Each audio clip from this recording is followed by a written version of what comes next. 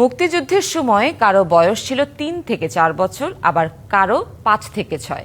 অথচ তারা সবাই ৭১ সালের মুজিবনগর সরকারের কর্মচারী দাবি করে মুক্তিযোদ্ধা কোটায় সরকারি চাকরিতে নিয়োগ পেয়েছেন।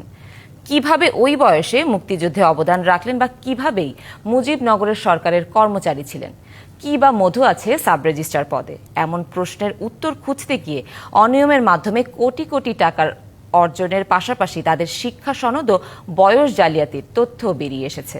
কিন্তু এসবের কোনো উত্তর নেই আইন মন্ত্রণালয় বা নিবন্ধন অধিদপ্তরের কারো কাছেই। শাহ ইমনের বিশেষ রিপোর্ট।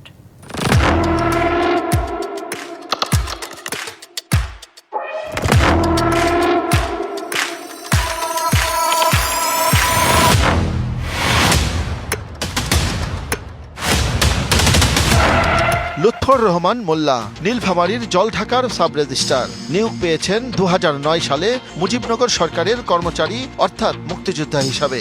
অথচ এনআইডি কার্ড বলছে ৭১ সালে তার বয়স ছিল ৫ বছর। সাব রেজিস্ট্রার হিসেবে নিয়োগ পাওয়ার পর থেকে তার বিরুদ্ধে অভিযোগ অবৈধভাবে কোটি কোটি টাকা অর্জনের। দুর্নীতিবাজ হিসেবে ব্যাপক পরিচিতি থাকলেও ৫ আগস্ট সরকার পরিবর্তনের পর গত ১৮ নভেম্বর তাকে মুক্তিযোদ্ধা হিসাবে তার চাকরির সময় আরও ১ বছর বাড়ানো হয়। বহু চেষ্টার পর দেখা মিললেও ডিবিসির ক্যামেরা দেখেই সটকে পড়েন লুৎফর রহমান। একই রকমভাবে নিয়োগ পাওয়া সর্বশেষ নরসিংদীর সাব রেজিস্ট্রার সোহরাব হোসেন সরকার, মুক্তিযুদ্ধের সময় যার বয়স ছিল ৬ বছরের কাছাকাছি। মুক্তিযুদ্ধে কোথায় বা কিভাবে অংশ নিয়েছেন জানতে চাইলে নিয়োগকর্তাকে প্রশ্ন করতে বলে টেলিফোনের লাইন কেটে দেন। সোহরাব ভাই বলছেন? তো আপনি কি মুজিবনগর কোঠায়, মুক্তিযোদ্ধা কোঠায় চাকরি নিয়েছিলেন? না, মুক্তিযোদ্ধা কোটা না, মুজিবনগর সরকারের কর্মচারী ছিলেন আপনি, তাই তো? অনেকে আছে, অনেক হয়েছে। হ্যাঁ, ৬ বছর বয়সে আপনি মুজিবনগর সরকারের কর্মচারী হয়েছিলেন? অরিজিনাল বয়স কি সবার ঠিক থাকে? আমরা তো কর্মচারী, ইনফর্মার। এরপর খোঁজ মেলে সর্বশেষ চট্টগ্রামের রাউজানের সাব রেজিস্ট্রার আবু তাহের মোস্তফার। তিনিও এ ব্যাপারে আদালতের রায়ের দোহাই দিয়ে বক্তব্য দিতে অস্বীকৃতি জানান। আমি শুধু এইটুকু বলবো, আমরা মুক্তিযোদ্ধা হিসেবে না, আমরা মুজিবনগর কর্মচারী হিসেবে নিয়োগ প্রাপ্ত। ঠিক আছে ভাইয়া?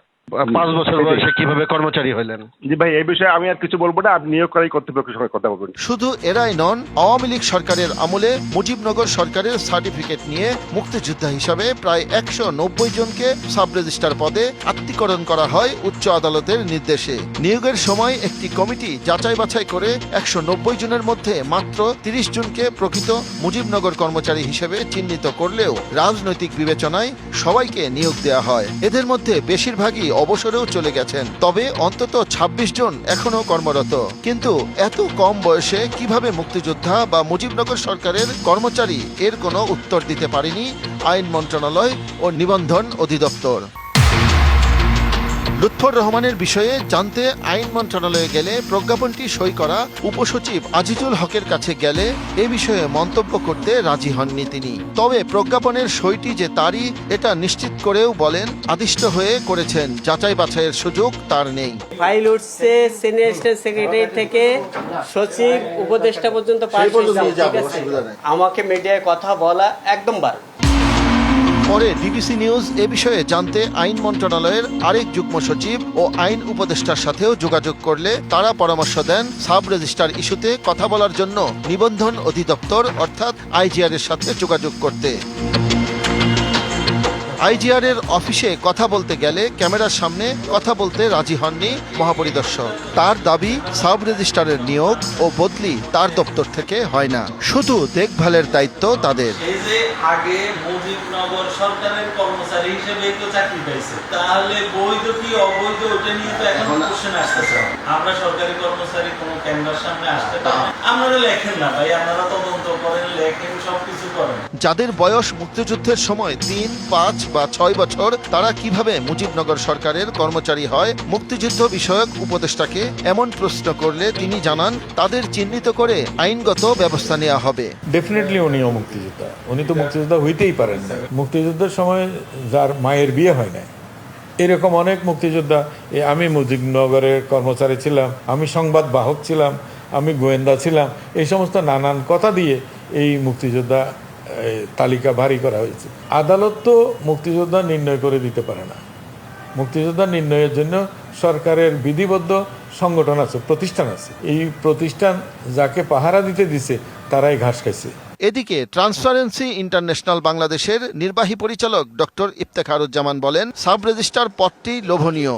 গত সরকারের আমলে যারা এই সুযোগ সুবিধা এবং নিয়ম চালু করে তারাই এই অনিয়মের সুযোগ তৈরি করে দিয়েছে।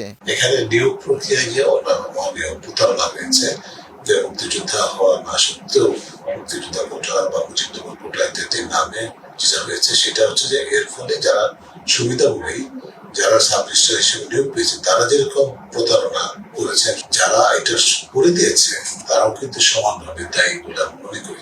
তবে এসব দুর্নীতিবাজ ও অনৈতিকভাবে মুক্তিযোদ্ধা কোঠায় চাকরি নেয়াদের বিরুদ্ধে আইনি ব্যবস্থা নেয়া ও সাব রেজিস্ট্রারদের পদটি নতুন করে সংস্কার ও নিয়োগ প্রক্রিয়ায় স্বচ্ছতা আনা প্রয়োজন বলে মনে করেন ডক্টর ইফতেখারুজ্জামান। লক্ষ্যটাকে প্রশ্রয় দেওয়া হচ্ছে, যিনি প্রশ্রয় দিচ্ছেন তিনি সমানভাবে দায়ী। শাহ ইমন, ডিবিসি নিউজ, ঢাকা।